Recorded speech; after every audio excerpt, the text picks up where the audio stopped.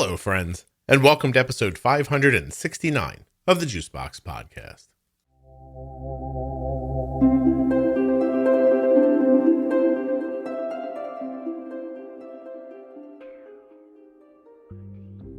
On today's show, I'll be speaking with Corey. He's an adult living with type 1 diabetes who enjoys riding bicycles, both indoors and outdoors. We're going to be talking about that and a lot more. I, for one, can't wait to find out how he doesn't run into a wall. I mean, how do you ride a bike inside? How do you stop yourself from singing the Queen song, Bicycle, every time somebody says bicycle?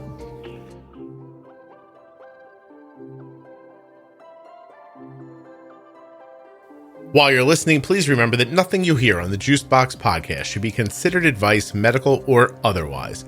Please always consult a physician before making any changes to your healthcare plan or becoming bold with insulin.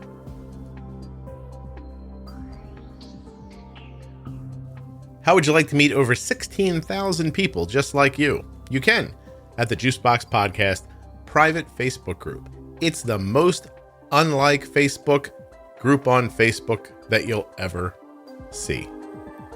Doesn't even feel like you're on Facebook. It feels like you're home. Juicebox Podcast, type 1 diabetes.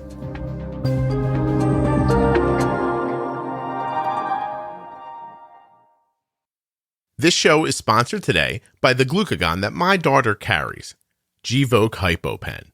Find out more at gvokeglucagon.com/juicebox. This episode of the podcast is also sponsored by Touched by Type 1. Please head to touchedbytype1.org to learn more about them and to get tickets for their 2021 Dancing for Diabetes program, which I'll tell you more about a little later on. Thanks for having me on, Scott. My name's Corey Weibel. I'm a type 1 diabetic, have been since 1997. Really just kind of a triathlete. I have competed in multiple Ironmans, 70.3s, a lot of different triathlons. And with the pandemic, we were inside. I really haven't been out much. I haven't raced in about a year and a half, and, just stumbled on, this Team Type 1 on Zwift. And it's really become kind of my home away from home, being able to ride indoors on the trainer and still train for races that I hope happen in 2021. But really, it's just become a community of people that are kind of like family now, that we ride, sometimes 4 or 5 days a week with and race. I race twice a week, usually every week. So it's, it's become like a family-like atmosphere, based out of Facebook and a virtual world where my avatar hopefully looks something like me. You've said a number of things that have made me think of a lot of questions, so that's good. So you've had type 1 for almost a quarter of a century. Yeah. Okay. And I'm interested in how long you've been not just racing on bikes, but doing triathlons specifically. How old are you, too? I'm 35, about to be 36 in June. Oh, you were diagnosed when you were like 5-6 years old. I was in junior high school. No, excuse me. Yeah. Wow, my math. It's terrible. But junior high. So you've lived through it. Like you've come up through a couple of different segments of life with type 1. But when did you start doing triathlons? So I moved back. So I'm from Pittsburgh, Pennsylvania. I moved away after college. And I was just looking, I had gained some weight and I was up to as much as 250, 255 pounds. And I'm like, I got to figure something out. Like, because you're not 7 feet tall. What's that? Because you're not 7 feet tall. Yeah. So I'm 6 feet. Like I'm an average dude. I mean, my shoulders are built. I have pretty wide shoulders, so I hold weight pretty well. But like in my mind, I knew like I can't live like this. Do you? Can I? So when I'm sorry. I don't know. I mean to talk over you. I have interesting questions about that. I think we'll see if everyone else thinks they're interesting. 250, 255 on a 6 foot frame. When did you start thinking? Oh, because I know what you mean about being kind of broader in some places and you feel like you carry weight better. And so it gives you that false sense of you're okay. Like what weight did you start thinking like, this is tipping the wrong way for me? Well, I started just getting into running and my gym, I lived in Wisconsin at the time. And the gym I lived at was, a half mile down the road. So I could run there, do my workout, run back home after work. And I just started weighing myself like once or twice a week. And I got on there and I was like, man, like this is a lot more than I thought. And when I moved to Wisconsin, I kind of, I had to find an apartment to live in. So, for like a month and a half, it was, hey, you don't have a kitchen. It's fast food. And then I worked in college athletics. So I was working 70, 80 hours a week, some week. I was traveling a lot. And when you're traveling, you stop at McDonald's and you eat. I had put on the weight, and then there was just that when I finally got settled down and, stepped on the scale, I'm like, man, this is too much. Cause I played college baseball, at a Division II school. And I was never a light person, but, I played around 200, so 200 to 215. And I just knew that, being up that high, even though my A1C was pretty decent, it was something that obviously wasn't going to be sustainable. Were you a first baseman? I was a catcher. You were, or a catcher was going to be my next question. Interesting. Okay. So when you were on the road working in athletics, you were recruiting, I imagine. No. So I worked as a sports information director, or director of media and information for a Division III conference. So I would go to like all the conference championships, handle all the media for that stuff. I see. And so it was at McDonald's. Yeah, it was going from where I lived in Wisconsin, sometimes to Iowa or Illinois, and then traveling again in the same weekend. So it was a lot of car hours. Oh, it's terrible. Yeah, it was awful. It's always interesting to me that the people who are sometimes around very athletic people, because of the effort they're putting into it, but not doing the movements, that the people they're around, is that their health does suffer for that. They're very sedentary. Watching other people be athletic, I guess, is weird. It's weird to be that close to it and not involved in it. Exactly. Yeah. So you you run off to the gym, you're working out, you're losing weight, I imagine. And this to me is very interesting, because I'm assuming this leads into doing triathlons somehow. You meet some lunatics in a gym and they're like, you know what we do? And you're like, I'll do that. Was it about like that? Actually, it's really weird because I don't have any like real life friends that do this. I had just, the school that I worked out of, it's called Ripon College. Mm-hmm. They had like a bike share program. And I was like, oh, that's interesting. And actually a friend of a friend was doing an Ironman when I was moving back home. And I'm like, hey, like that looks interesting, because to be honest, at the time, like I'm a decent swimmer, but it wasn't something I was passionate about. Mm-hmm. I'm an okay runner, but it's not something I'm passionate about. And at the time, like riding bikes is okay, but it wasn't something I was passionate about. So in my mind, I thought, hey, like I can switch things up through this one event and not be totally bored by everything. So that's kind of the way I got into it. And the friend of a friend that did an Ironman, he kind of, that motivated me to get into it. He didn't continue to do it. So, once I started, I just kind of fell in love with the competition portion of it. At Seton Hill, I played baseball in college and we were really good. We actually went to the World Series one year. I just needed that itch to be scratched, and I'm a pretty self-motivated person. So doing all of this by myself really wasn't a big deal. So it just kind of was like a perfect storm of everything that came together. So you kind of found a way to reignite your competitive part of you? Yeah, exactly. Yeah. Did you ever hear Mike Tyson tell that story about how he got out of shape?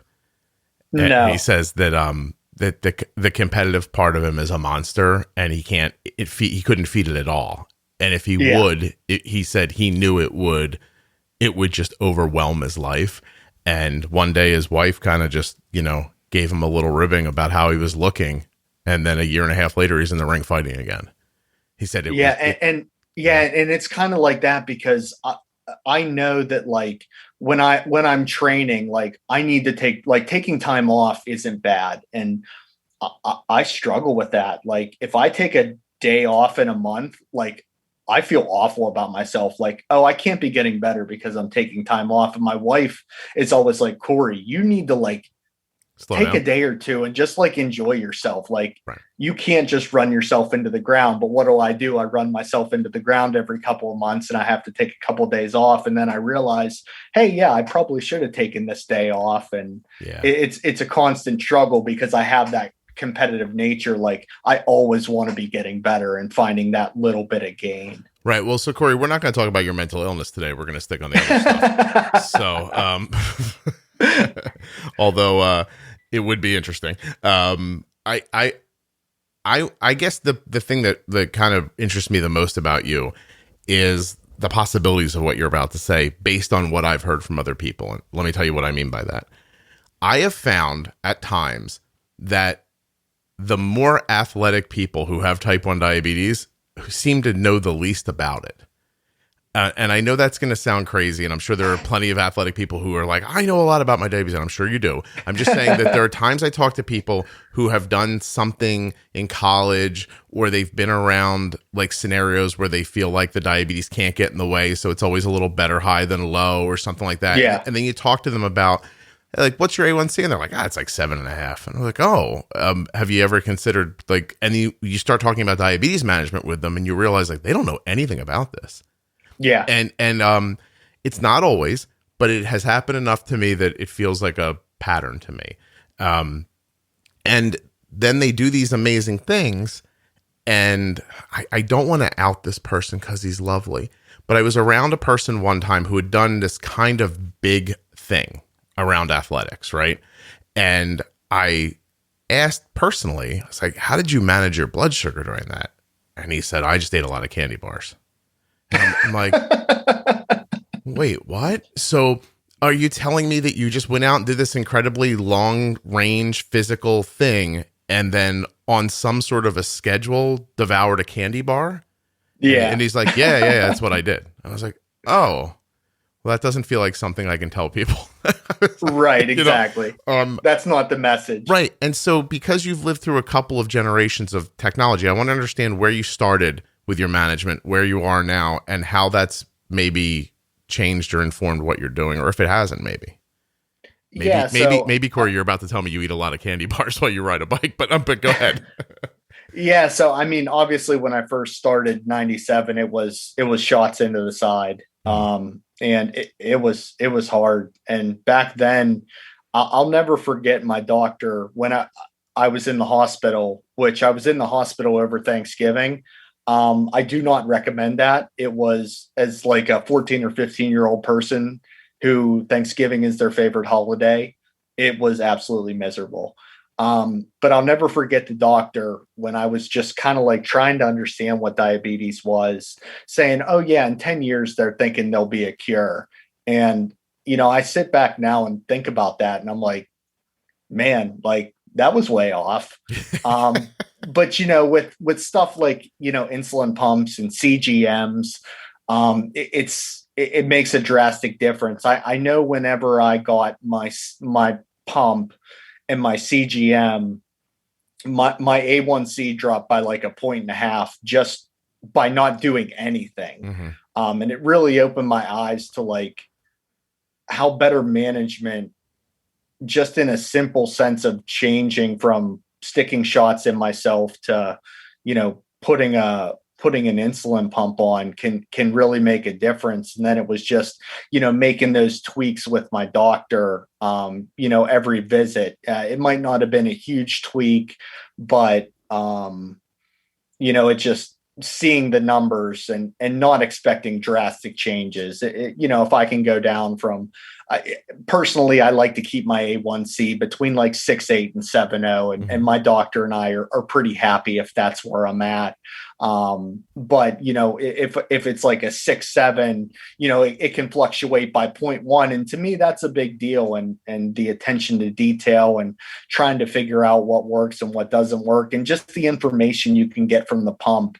I know, I typically can have some lows whenever I work out during the day. So from between lunch and dinner, So I will let my levels run a little bit high if I'm going to be riding, in a race after work, that I know it's going to plummet right away, and I can take gels or, some carbs pre-ride to kind of smooth that out.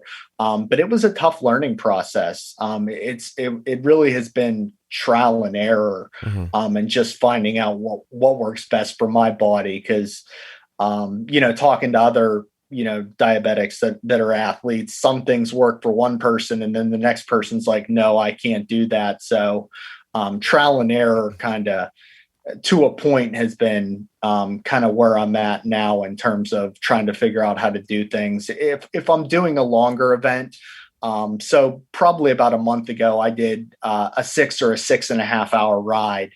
And I went in with a plan of what I wanted to do, of what I wanted to eat and when I wanted to eat it. And I was in zone for almost the entire 6 hours. What zone do you try to keep? So I try to keep it around 180 or below. So I try to, if I'm racing, 120 to 180 is perfect. If you don't, what happens? Try to figure it out on the fly. I mean, what mechanically happens? Say you started a race at 140. Would you get too low at some point? It's a possibility. Yeah. So, if I go out and run, let's say I'm going out for a run after work today, I could, no lie, be at 330 at the start of the run, and 30 minutes later, I have an alert going off and I'm down at 80 with no insulin on board. Can I ask a question? Let me ask a question here. And it's the answer. I don't care one way or the other. You don't listen to this podcast frequently, right? Occasionally, not consistently. Not consistently. Yeah. So I want to, if I can for a second, I want to agree and disagree with you at the same time, which will be a lot of fun. And I'm sure a ton of fun for you having diabetes for 25 years and me not having it. I'm certain you're going to be thrilled by this conversation, but I expect you understand it's coming from a good place. So, yeah, absolutely. So I would say that I believe, and I have seen it happen over and over again, thousands of times, enough to believe it, that if a person is using a really rock solid basal insulin, meaning that their ratios are good and that they work. And by work, I mean, I guess what I mean is that you could not have food for 5, 6, 8, 10 hours and your blood sugar doesn't fall. If your basal's in that space and you have a good feeling for how to bolus for meals, pre-bolusing, not creating situations where there's leftover insulin after the food's digested, stuff like that. Yep. That if you go into something physical and you don't have any active insulin going, I can't imagine you dropping that far. Like, I believe that you drop a person, not you, but a person can drop from the 300s to 80 with a lot of activity because you're activating the insulin that's in your body. Yeah. Right. And that kind of thing. And again, I don't know what you're doing. Like, I might be talking about like one level of activity and you might be carrying a boulder up a mountain. Like, I'm not saying that, you know what I mean? Yeah. But there is some balance to be found in there. And God, this is probably not what you expected, but a lot of type 1s who have had diabetes for over 20 years that had it for so long before the technology existed, I feel like they're chasing more than they need to be. Yeah. And does that make sense? Yeah, that makes sense. Okay. And I just think it gets hardwired into you at some point. Like that idea of like, oh, when I'm active, I drop. Or when I do this happens. And you said something earlier that sparked this whole thought in me. But you're so good at telling your story, I couldn't jump in anywhere. But you said that some people have one experience while other type 1s have a completely different experience. And we take that as like gospel for some reason. Gospel, yeah. People have these anecdotal like experiences. And then one person will say, well, I can do this. And the other person will go, well, I can't. That doesn't work for me. Except we don't have any background on either of these people. Is one of them using significantly too much basal insulin and hardly any bolus insulin. Is one of them, is one of their basal insulins like being significantly underused, and so they're bolusing constantly and they're dropping all the time. Nobody knows how to talk about it granularly, and so that a lot of their experiences, and I know this just speaking about management and maybe taking it out of diabetes in general, but a lot of times people's experiences aren't that valuable to know because you don't know the other details surrounding them, if that makes sense. Okay. Yeah, you just know a small percentage. It's not enough to know if they're right. It's like anything else. Like there's, any news story you see or a story your neighbor tells you, like, oh my God, the guy 2 doors over, what a jerk, blah, blah, blah, blah, blah. You go talk to the guy 2 doors over, he goes, he parks his car on my lawn. And you're like, really? He goes, yeah, I mean, I come out and his car's parked on my lawn. I say, hey, can you move the car? And now I'm talking to the neighbor. He's like, hey, he's always upset with where my car is. And I'm like, yeah, see, we don't have enough of this story here. And that happens so often when we're talking about diabetes. It's this is a certainty, or this happens to me. And then people share it online and then suddenly they think it's a rule. And that to me I think that's sometimes how we get where we are, which is that it's just anecdotes built on top of anecdotes that then make rules in people's heads that they believe are true, and then they're self-fulfilling prophecies sometimes. And I'm not saying that activity doesn't make your blood sugar fall. Obviously, high level looking at it, that's what happens. And I don't have any reason for saying that to you other than I just wanted to say it. Like, I'm not like, you should change your life, Corey. I don't care. No. It's okay. And to be honest, probably part of it that plays in it is, I mean, it's scary as hell whenever, I'm out especially on a run when I'm away from home. Yeah. And I think, hey, this has happened to me in the past because, I could do, when I wake up in the morning and maybe do a morning ride that I'm fasted, I don't drop at all. Yeah. But it's the midday stuff and the post work stuff where I've had zero onboard insulin and, I haven't eaten in, 3 or 4 hours and I'm just tanking. Mm-hmm. And I've gone to my doctor and I've taken examples like from my pump and showed it. And I'm begging, I'm like, someone like help me understand this. Cause I'm trying to understand it, but of course. Am I missing something? Am I too close to it? And I've been trying for, a couple years to try and figure it out. Cause it's a scary thing. If I'm, a couple miles away from home and, I'm tanking and I'm 50 and no one's around, like, it feels like you're about to die all by yourself. Yeah. Out running around. Right. Well, I'm not. It's scary. Obviously I don't have context for that. And I'm not, I'm not minimizing it all. I would say that there are things that you don't think to think of. Like end of the day, when people's blood sugars fall, like after work, which I think is fairly common, right? Yeah. Because I've been able to watch it in another person, what I will tell you is that being alive creates a level of stress and anxiety that no one's aware of. And I mean being out in the world, being at school, being at work, driving, and that requires more insulin. And so you have this bigger baseline, this heavier baseline of insulin that lives in you all day long while this is existing in you. Maybe it's adrenaline from like having a crappy boss or like, I don't know, like, you know what I mean? Like somebody's yelling at you all day. And then you leave that place and you experience this like, oh, I'm out of there. And then all that goes away. And again, you have too much insulin in you when that happens.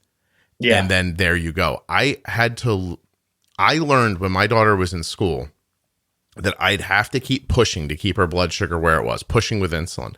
But that there was a moment in the afternoon that she had to eat, or that we had to create a temp basal that was completely void. It was gone in order to create, and Corey, this is because you don't listen too much. So like what I would do, my thought would be this: she's going to get low, excuse me, I'm sorry, at 3 p.m. Yeah. There's an amount of carbs she could eat at 2:30, 2:40 that would stop the low at 3 p.m. from ever happening. Yeah. Or we could completely eliminate her basal from like, I forget how we used to do it, but probably about from like 1:50 to 3 o'clock. So you take the basal away for about an hour or so, Yeah. And then it creates a black hole in the future where the basal doesn't exist. And so when the low comes and it tries to fall, normally it would be propelled by the existing basal, but instead it gets caught by the sheer fact that there's no basal that exists in the future. Yeah, there's nothing there. Yeah, and it's trippy to think about it that way for some people, but it's like time travel. Like I always say that the insulin you use now is for later, but a more specific way to think about it is that the insulin you used before is for now. So similarly, the insulin that you took away before impacts now the same way. And that kind of stuff is, listen, I'm going to be honest. I'm a person who cares about a child who has nothing but time to like look at these things and then figure out little ways to manipulate insulin to make it work. An adult I'm sure you have like a wife and a home and you might have kids. A baby on the way. Congratulations. So, yeah. And like, so you're busy. You're not sitting around like I am pulling on your mustache going, I wonder if it's hard for people. It's why you go to the doctor and you say, please help me. And they go, I don't know, you get low in the afternood. Yeah. Yes. Thanks a lot. Yeah, it's frustrating because I would like to toy with some stuff, but it's a scary thing, when I've never had to go to the hospital because of a low or anything, but my wife's had to help me at overnight, she's had to help me once or twice overnight, and it's terrifying, and it's tough to explain because people just, I don't want to say they don't understand, but it's just something it's hard to articulate. Yeah.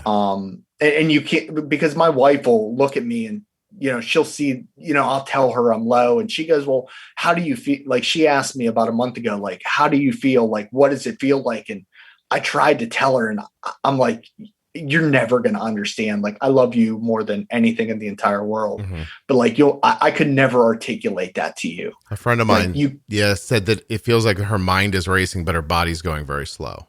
Yeah, exactly. Okay. And there's just no good way to explain it. Like, I wish I could, but unless you have type 1, like you just, even she asked, like, I know when my blood sugar's going high, like I feel that. She said, what does it feel like? And I'm like, I can't explain it to you. Like, I can try, but like, it won't even come close to like what I feel and how it is. Corey, listen, for a person who does not have diabetes at all, I am in and around it as much as anybody. And I have thousands of hours of talking to people that have both been recorded and haven't been recorded. And I've heard people say a million different things. My daughter has type 1 diabetes. I've seen adults and children be low and adults and children be high, and I still have zero context for what it means to you.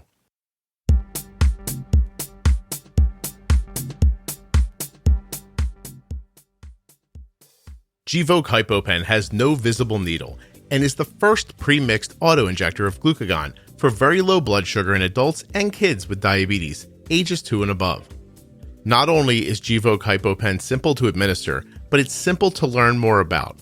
All you have to do is go to gvokeglucagon.com/juicebox.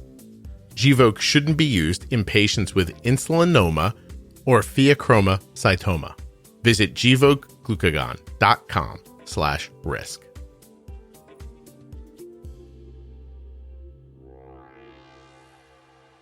Touched by Type 1's annual dance show, Dancing for Diabetes, is coming up quickly on November 13th at 7 p.m.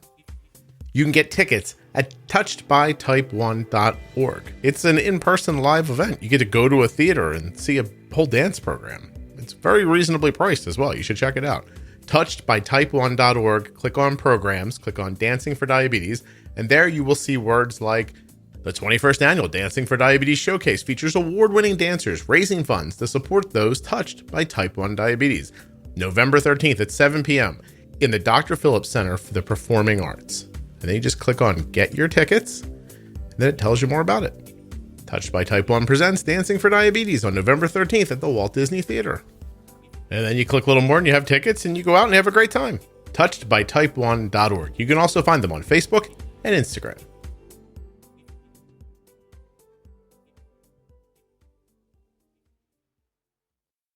I could never possibly understand it because it's you're altered. You know what I mean? Like your brain is not functioning correctly, and therefore all the feedback you're getting is skewed and wrong and not something people are used to seeing. It's like trying to describe being high to somebody who's never been high before. Like, what does that feel like? You know, it's I meant drugs there, not blood sugar. Right. Yeah. I got that. Yeah. Corey's like, I know, man. I went to college. Calm down. And so, but no, I get what you're saying, and I get your concerns. And maybe there's no answer for people who have had to live this long without the technology. Like maybe there is no answer. Maybe that fear is just so grained in and well earned, by the way, that you just don't want to break free of it. But I will say something. I don't think A1C is the measure of your health. I think that limiting variability of your high and low blood sugars is a good measurement of your health. But A1C is an indicator. I would say to you that there are about 25 episodes of this podcast that are specifically maintenance. If you listen through them, I imagine your A1C would be in the 5s inside of 6 months, and you would experience fewer lows while you were exercising. Okay. That is my guess based on what I have seen happen to many, many other people and the responses you're giving me and the thoughtfulness you have around diabetes. So you don't need to do that. I'm just saying that I know people who have competed in Olympics that are doing strenuous things, like very strenuous long-term things, and their blood sugars don't fall while they're competing. Right. You know, and it's that kind of balance that I'm talking about. But that's not the point. Please stop bullshit about this. You do something that I can't wrap my brain around. So like a triathlon includes bike, swimming, and running. Yep. Yeah, you swim, then you bike, and then you run. What if I told you I didn't plan on doing all three of those things in the rest of my life, let alone on the same day? When I first told my friends I was doing it, that's the exact same thing they said to me. Yeah, that's my honest answer. That's why they said it. I was like, oh, that sounds horrible. When you said you run to the gym, I was like kind of an insane person. And then I thought, well, that makes total sense. I was like, yeah. No. So what is it? How do you prep for it? Like, and what is the day like when you're in a triathlon prior to COVID? Yeah, prior to COVID, I mean, it's, you set out a plan and it's kind of like diabetes. You set out a plan to be as successful as possible and you stick to that plan. You deviate when you need to. Usually I work with a coach. So usually I have a plan set up, 1 to 2 weeks in advance. I take a look at it based on my life schedule. If I need to, swap something out here or there, but it's usually getting to the pool 2 or 3 days a week, running 3 or 4 days a week. And then, biking, right now I'm biking 5 or 6 days a week. A lot of times that's hey, I have to get up before work and do one of the workouts, maybe do one at lunch, or if I can't do one of those times, it's after work. And then on the weekends, obviously it's, there's more time to do some things. So that's whenever I would get in, a longer run or a longer bike, but, a lot of time management and just trying to fit something in when there's some time in the work schedule and in the personal life schedule. And is that time is spent, this might sound like such a simple question, but you're building muscular, like, look at how I'm fumbling for words, but you're building your body in ways that it'll be able to do these things. You're building up a resilience to it, and you're growing towards a longer distance. So, yep, right. Correct. And there is some short burst stuff sprinkled in there, but it's mostly endurance, endurance workouts. And while I'm not asking you exactly where you work, what kind of work do you do that you have? Like, I'm fascinated that you have the time to do this. So, like, how do you make that work? So it's really nice because I actually work 4 10-hour days, and I'm a full-time work from home. So I have every Friday off. So when I say, go work out at lunch, My basement, I have a bike trainer. I have a Wahoo kicker. So my actual bike is on that, and I can just jump on there, go on Zwift, and get a workout in. And then all I have to do is walk upstairs, jump in the shower for 5 minutes, and I'm back at my work desk here. When I was working in the office, it was a little more difficult, but being a work from home person, I can take 20 minutes here over lunch, or if I have a longer lunch one day and I was able to start work early, I can get an hour workout in over lunch, or, just step out my front door and go for a quick 45-minute run. And that's kind of helped a lot, rather than just being able to, drive to work, drive back. And then most of that time it would be workouts, strictly after work. Yeah. So you can kind of use commuting time and other dead time that exists during the day when you're at an office job that you don't think about. Yep. You said Zwift. Is that, I apologize, but is that like Peloton? Like, is it like an online platform where people ride together, or is that not? So it's a kind of, they consider it a multiplayer online cycling platform. So you have an avatar, you have a smart trainer that's hooked up to, I run it off my computer. And then as you cycle, on the bike trainer, your avatar moves, as hard as you're, pedaling. In cycling, you use watts. And that's, how it dictates how fast you go. How far you go. So if you're going up, and what's nice about Zwift is it's a virtual world, but it simulates real life gradient. So if in the game you're going up a 5% hill, the game will talk to your smart trainer, and the resistance will ramp up as if you're going up that 5% grade. In real life. Gotcha. So it's like riding outside, quote unquote, right? It's like riding outside, but you can do it from the basement. So if it's pouring down rain outside, or if it's snowing, I can get a comparable workout on the game as I might outside. I'm laughing, and I don't know why, but I'm imagining that there's somebody who can ride a stationary bike who couldn't ride on the road, who's like an amazing person on Zwift that if you took them outside, they'd be like, I don't know why that. Oh, no, you are 100% correct. Oh, no kidding. People that do this type of stuff, there are people who are strictly professionals at racing in Zwift, and they might race outside, but there are certain things in the game that you can be really, really good at. Like if you're a good sprinter and have good top end watts, you can be really, really good at specific things in here. You might be good at that outside, but a team might snatch you up because you are a great sprinter, because that can be used in certain aspects of the races. So it's the same in some sense, but another sense, it's kind of a lot different, if that makes sense. I enjoyed your answer, and I was delighted by being correct. I thought I was being silly, and then all of a sudden I was like, am I making a point? Excellent. No, because so when you're on a bike trainer, you're not, because when you ride a bike outside, you have to have the ability to balance yourself as you're riding outside. So you're utilizing a lot more of your core.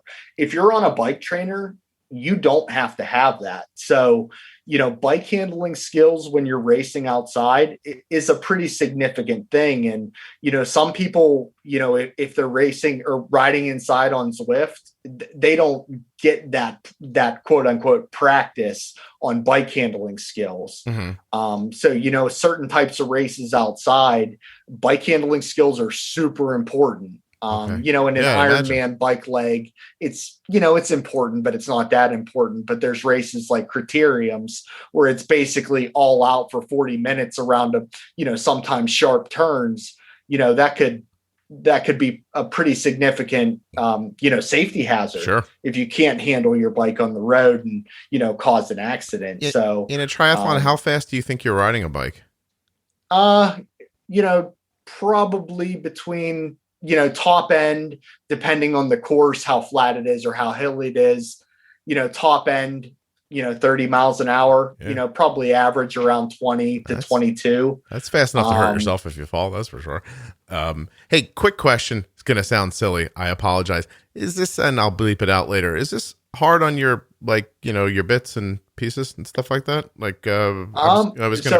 It's funny you asked that, because I just had to go to the doctor today because I've had a saddle sore. So not necessarily my bits and pieces, but I did have to go to the doctor today because of something that I kind of have ignored and not taken care of. Corey, did you find yourself having to expose your butt to a doctor today? Yeah, I did. So yeah, that was a great time. It was a great time. Good doings, huh? Yeah. Yeah.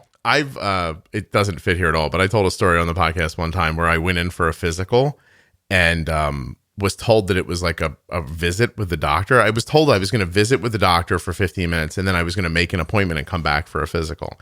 Yeah. Well, apparently that was relayed to me improperly. So I was going to a physical, which is fine. But I mean, listen, I'm 50. I was going to a physical. I know what the physical is going to be, but I didn't think it was happening in that moment. Luckily I was prepared, meaning I didn't run from the gym or something and then show up. So I was, prepared and clean and et cetera. And I sit there and I think we're just supposed to be talking and we're chatting away. And then he tells me to take my pants down. And I was like, kind of weird interview is this?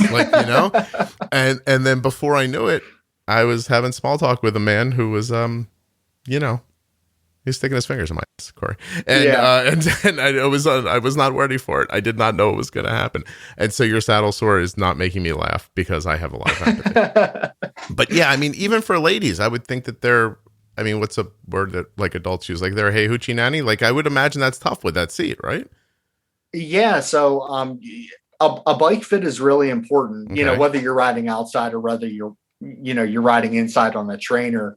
That usually can cure things. So really what mine came from was my saddle was really old and it had worn away at the edges to the point where I was putting pressure on a part of my butt that, typically wasn't getting that pressure. I was going to say it wore away at the saddle and then it wore away at your ass. That's and that's exactly what happened. So, since I've gotten the saddle, but it's basically, a saddle sore is just like a pus filled bump that you get. Well, underneath of that, I'm thinking that I have a cyst there. Oh, I see. And, that might have to be surgically taken out, for me to get better. This bike riding is going to kill you. And by the way, if you want to look inside of my mind, I'm not bleeping hey hoochie nanny later, but I might bleep out pus filled because it made me feel terrible when you said it.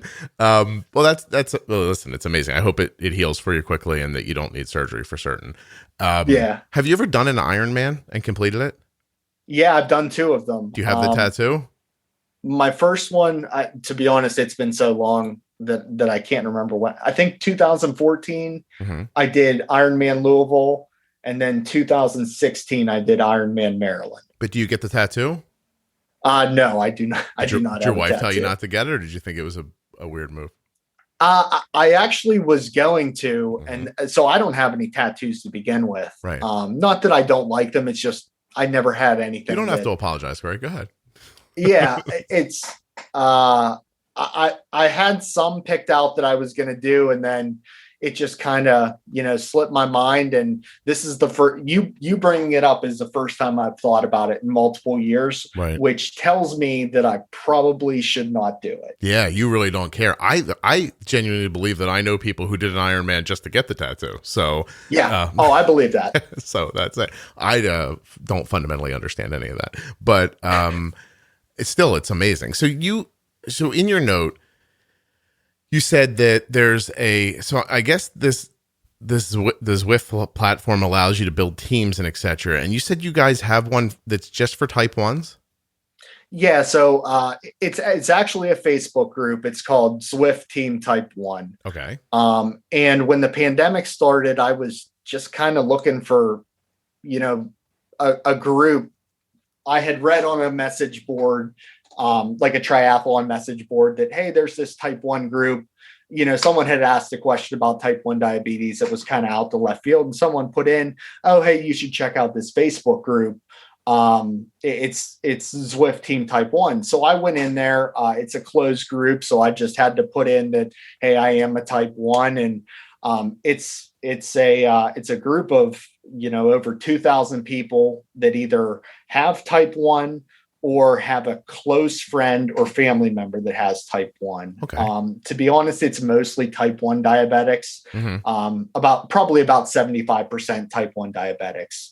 And then as a spinoff to that, there's a race group, a race team type 1 that kind of handles all of the racing stuff. So if you just want to race, you can join that also.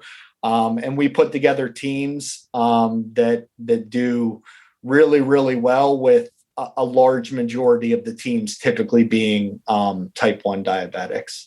Okay. Wow. That's really cool. So you guys just, so you're together virtually though. Like you've never, Yep. Would you know one of those people if you looked at them? So actually through this group, I met a kid that's a type 1 diabetic that lives 15 minutes away from me here in Pittsburgh. So, I'm going to, when things get a little bit better outside here, I'm going to join him for some group rides. And, it's really been cool. On the type 1 group, people are going in there, and, we have a guy that travels for work. And when he travels to a different city, if there's one of us that lives there, he's like, hey, let's go out for a bike ride. Yeah. We have people meeting each other in real life off of the group. And it's really cool whenever, you're traveling somewhere, hey, is anybody from here? And, getting together for group rides and stuff. So it's way more than I expected whenever I started. Listen, I think that's amazing. I also think that after that baby comes, if your wife lets you out of the house to go for a bike ride, I'll be amazed. I think. So you know what the worst part is? I actually signed up for 2 half Ironmans last year that got bumped to this year. Mm-hmm. The first one is a week before her due date, and the second one is 2 weeks after she is set to give birth. Yeah.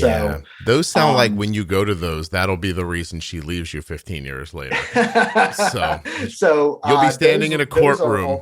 Those are already canceled. Yeah. So Corey, you'd be standing in a courtroom in your late 40s going, wait, are you still mad about that? And she'd be like, oh, yeah, 100% I am. Actually, she's the one telling me, oh yeah, you could go do that one 2 weeks after. I'm like, Corey, are you effing kidding me? Corey, like, there's no way I'm leaving. Tell me something. How long you been married? Got married at the end of 2019. That's a trap, Corey. Let's let you, I'm a veteran. I'm gonna tell you something. Or no, right at the end. No, I'm sorry. She's gonna be mad. 2008. Don't worry. She's testing you there. You can go. Sure, go ahead. It's no problem. You're supposed to then say, no, of course I would never go then. That's exactly what I did. Oh, that's a trap. That would be like if she's like, you could, go out with one of my friends. I'm okay with an open. She doesn't mean that. Corey, she doesn't mean that. That's not okay. You can't do that. No. You're smart. You took care of that very well. And I was originally right. November 2019. Yeah, God, I'm so bad at this. Say your blood sugar's low right now. Hey, Corey, is your blood sugar low? Yeah, exactly. That's what I'm going to play it off. Yeah. You're fine. Don't worry about that. Corey's wife. He knows when you got married. Relax. No, seriously, I would never, ever do that. That's like one time my wife I was looking at a car and she goes, "Gee, you can get that." And I was like, I waited like 4 more weeks to make sure she really, really meant it. Because what if this was one of those Well, that's the thing. So whenever you go, and especially the bigger races like Ironmans and 70.3s, we treat them as a small vacation. So we'll leave on a Thursday. The race is either a Saturday or Sunday. So we take it as like a Thursday through Monday thing.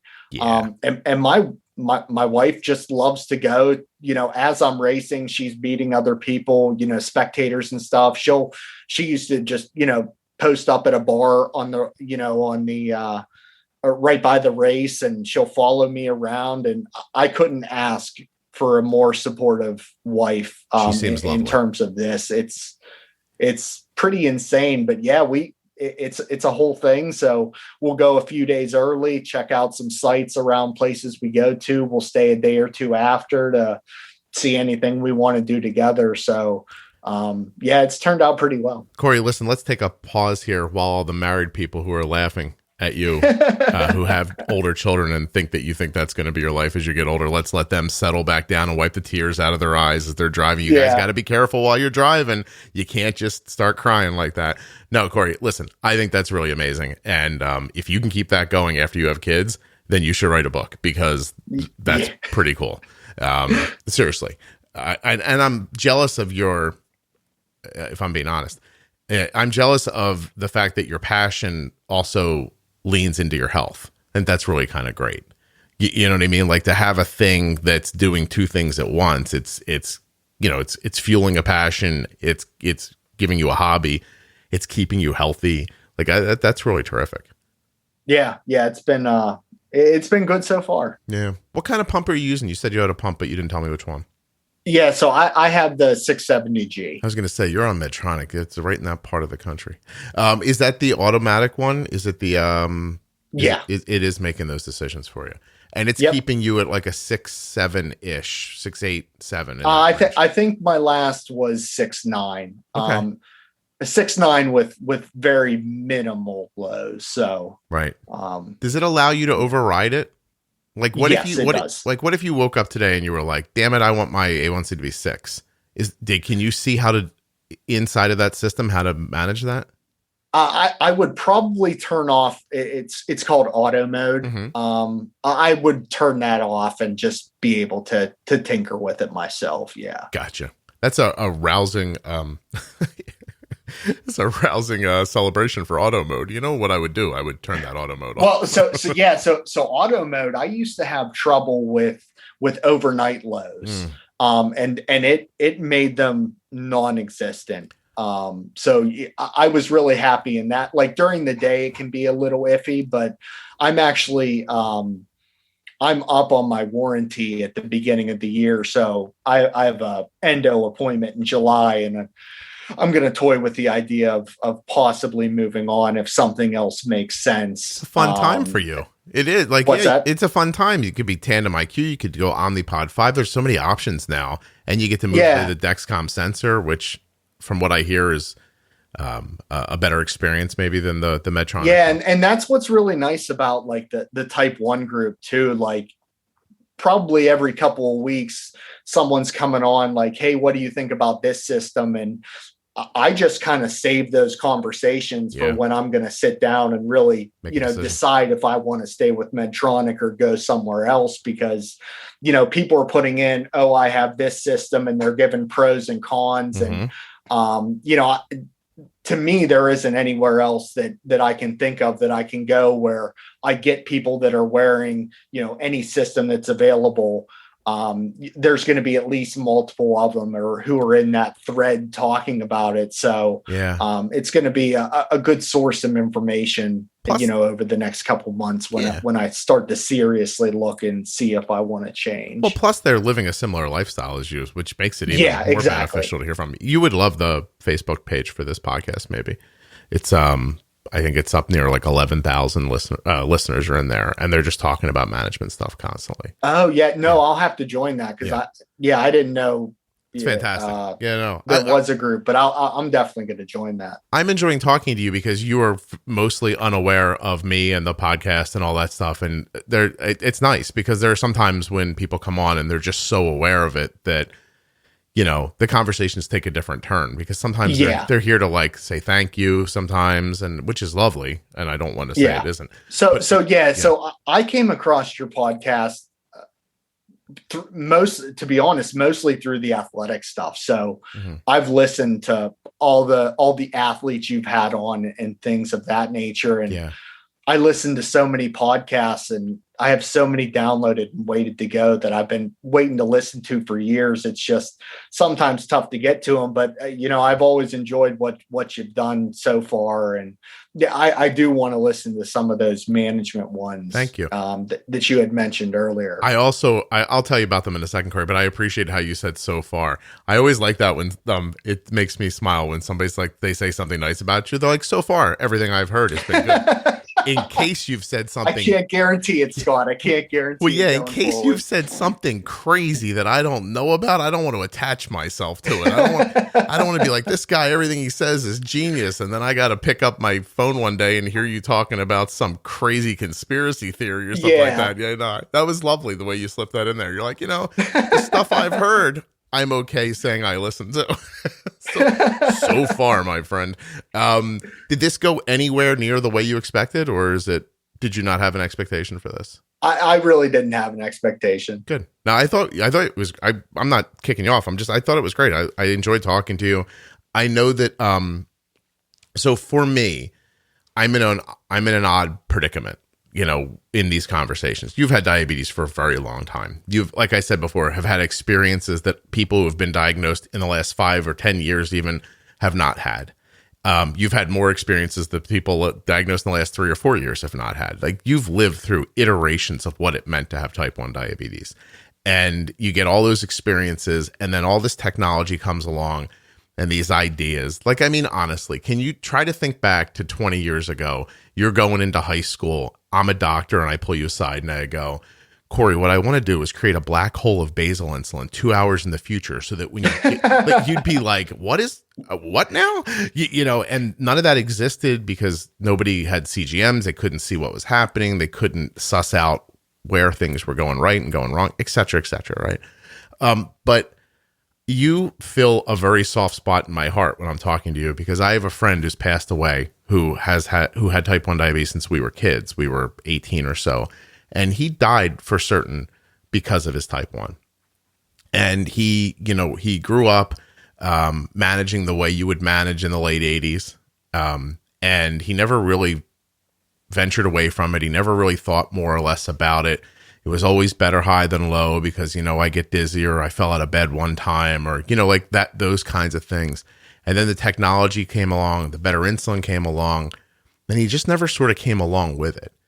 And if I tried to talk to him about diabetes, try to imagine just the angriest conversation you could, right? Like, he would take it as poorly as you could expect. And only because we loved each other and knew each other for so long could I even get a couple sentences into, hey, I think you might like this Dexcom thing, right? Right.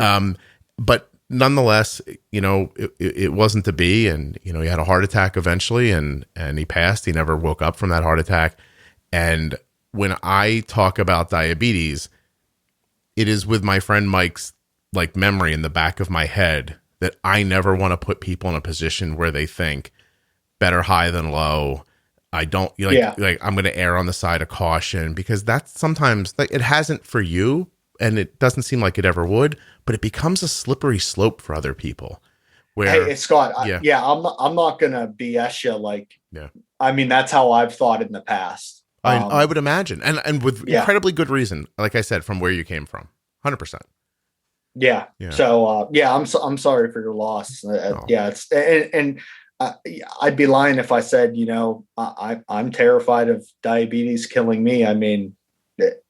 It's 20 plus years already, and you don't really know what it's done to your body, and right. I'm only 35, 36.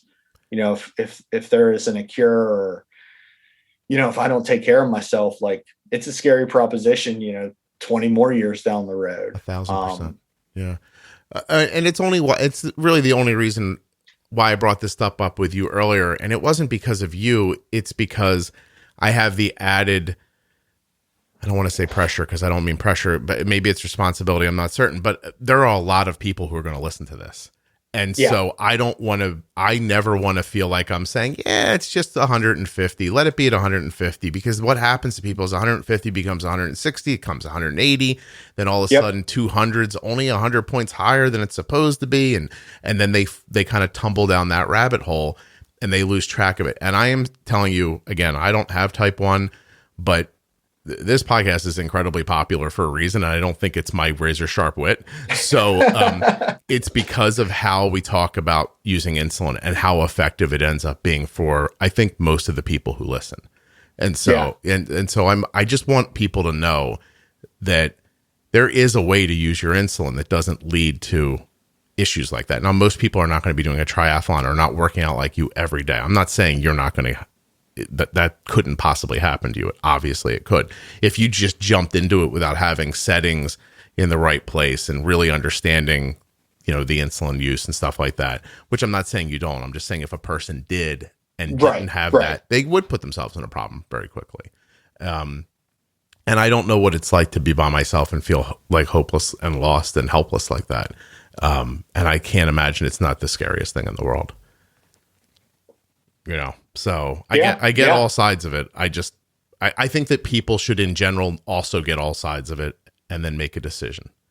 Absolutely. Based on what they want to do. That got very far away from, there's a really cool Facebook group where people ride virtually that have type 1 diabetes. I'm sorry, which I hope people check out. If you're a Zwift user and you don't know about this, then and I mean, even if you just want to join the group and you have a bike and you want to ride inside, like just join the group and experience it. If you don't like it, you can always leave. Like they're some of the most supportive people I've ever met in my entire life. And it's vastly positive. Like if there's something negative said in there, it's taken care of. Not that things are, not that it's just a rosy proposition, that you can only say nice things, but if something is said out of line, people are going to say, hey, like, why would you say that? And I think it's just a general understanding in there of just like-minded people that want to be healthier and want to be better. And biking is just one avenue to hopefully help. And then, if you have questions, just ask. Yeah. Someone probably has had an experience or, has something that might be able to help. And, I'd rather have too much information or too much or an ability to ask too many questions than not have any. Yeah. Well, you're preaching to the choir here because the Facebook page around the podcast, I manage the same way. Like I don't really manage it at all. I look, you're a bunch of adults, act like adults, have conversations, be nice to each other. The rules of the it's I wonder if I can't just find them very quickly. Hold on a second. How do you figure this out? Group moderation. Group rules. Here's rule 1. Be nice, be helpful, be human. Treat people the way you would be treated. If you break the rules, then I'm going to have to kick you, and I don't want to be involved in bullshit. So that's how the rules go. You know what I mean? It sounds like the same thing. Yes, my rule number 3 is where we're at. If this community becomes a pain in my ass, I'll delete it. Please don't make me involved in pettiness. And it turns out it's never been a problem. And I think for similar reasons to what you're describing, because there was a catalyst that brought everybody together. They listened to the podcast already. So they were very similarly minded. They come together and now they find themselves thinking about things similarly. So there's no real reason for them to fight. They just help each other. It's wonderful. It's one of the, I can't believe I'm saying this, but creating that Facebook group was one of the top 100 best things I've ever done in my life because I watch how it helps people. Yeah. And stuff like that is like, I'm not on Facebook. Like I don't post anything on the only reason I'm on Facebook ever is for racing. And we have groups of every team has their own messenger group, and the teams I'm on, like I talk to people on there, but I don't check Facebook outside of that. If I didn't have this, I probably wouldn't be on at all. Yeah. You and I are the same exact. Corey, I'm a grown man. I don't want to be on Facebook. It's not every time I open it up to manage something for it. I remind myself I am managing a group for the podcast. I am not on Facebook. That's how I feel. Yeah, exactly. So it's very similar to when I post something on Instagram. I think to myself, oh, what am I, 15? So, but it's a great way to reach people, and it's a great way for people to reach each other. And I think that all that, I think, like, I'm not denigrating it. I think it's wonderful. I feel a little too old to be on social media like that at times, but it does a wonderful thing for people, as the podcast does. And I bet you your riding group does, and so forth and so on. I love teasing you about being married. That was fun. That's okay. I'm still in the early stages, so I can take it. Yeah. Oh yeah, right. None of those things landed with any real honesty for you. So you're like, ha, ha, ha, ha, ha. I'm still living the dream. Yeah. 15 years from now, when I tell you, Corey, you're not allowed to go ride your bicycle on the weekend, you'll be like, but I'm an adult and I work hard. And I'll be like, nah, that's not how this works, Corey. Shut up. Yeah, exactly. That's fantastic. Oh my gosh. Is there anything that we didn't talk about that you were hoping to? Yeah, I just actually wanted to plug our racing teams, if that's okay. So really our biggest race group, it's called WTRL. And basically they do team time trials. So that's every team can be up to 8 riders, and you ride as a team on different course routes every week. There's about 4,000 riders every week. I think this past week there's 700 teams. They're divided up into what's called coffee classes, which are kind of broken down based on ability level. So in essence, there's 4 of those. And the top 10 teams in each coffee class get promoted to what's called the Platinum League. And that race is shown on YouTube with commenters, like a legit broadcast where they bounce from team to team, talk about how teams are racing, talk about backstories. And our teams are wildly successful in that. This week, I know we have 3 teams in the Platinum League. So it's not just like our teams are there. You know, some people do ride just to have a little bit of competitive, but they aren't out to win. One of our teams that I raced on 2 weeks ago, we set a course record and won our coffee class. Wow. And we finished third. Or 2 weeks ago, we set a course record. Last week we finished third. We've been in the Platinum League for the last 22 out of the last 23 weeks. So we have some legit, seriously good bike riders, throughout. So if that's something that interests, jump in. The people that do the commentary, to be honest, they love our team. They always talk about type 1 diabetes on the broadcast, talk about how, we use the platform and the exercise to help keep ourselves healthy. And we were featured on the broadcast last week for about 2 minutes, which doesn't seem like a lot, but, for an hour-long race with hundreds of teams, we were one of the ones they picked out and focused on. So, I just have to really shout out, all our TTT teams and how well they do. And, we do other things too. For World Diabetes Day, we did we do every year a 24-hour relay. So for 24 hours on World Diabetes Day, you'll find a pack of Team Type 1 in Zwift, and we have our own custom kits, jerseys that were made up for us. So, if you're riding in there, you'll see someone. It's fantastic. We had people that rode 24 hours straight for the entire time. So, we're doing outstanding things, and people notice. And, if you're hesitant, just join. I guarantee you're going to love it. Cool. And you'll love the group. And, we're always looking for people to race. So, nice. And enjoy the fun. Well, I appreciate you sharing that with everybody. That's excellent. It really is. Scott, if you want to get a bike trainer, you're in. Hold on a second, Corey. I got to cancel this podcast. You want me to ride a bike? I mean,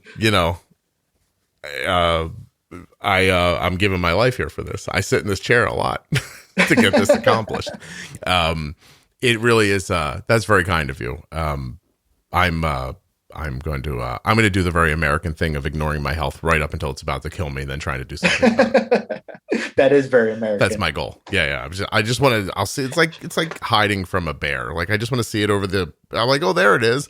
Now I'm going to learn how to shoot a gun right now. You just got to be the person in front of the slowest person, so the bear doesn't get you. Yeah, that doesn't work with heart disease as well. But I understand what you're saying. No, I appreciate that very much.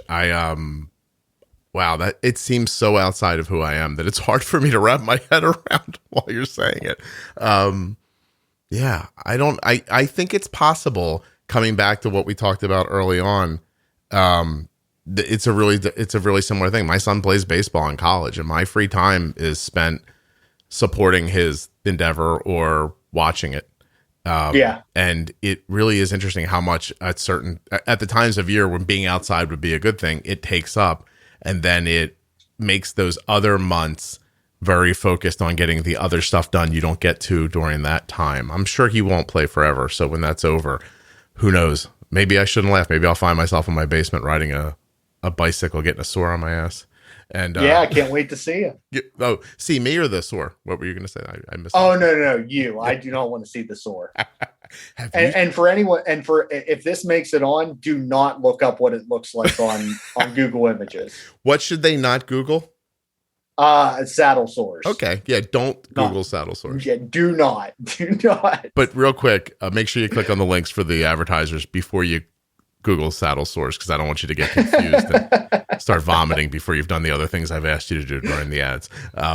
Because everyone's going to look now. I'm not. I just want you to know I will not be looking. I don't care and I don't want to know. But that's fantastic. Corey, I really appreciate this. Thank you so much. If you hold on a second, I'll tell you about those other episodes and you can. Okay, yeah, I was actually wanting to ask you about that. Hold on one second.